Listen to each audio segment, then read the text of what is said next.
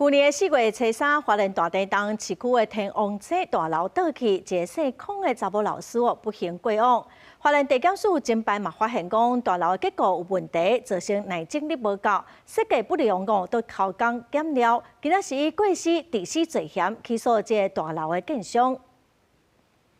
诚信营造商他怠忽这个公司的一个管理，这个也没有确实的监督他的所属员工、包商施工，导致天王星大楼有前开的重大瑕疵，进而造成康姓女子死亡以及数以百计的这个住户无家可归，且于饭后矢口否认犯行，因此检察官进行法院从重量刑。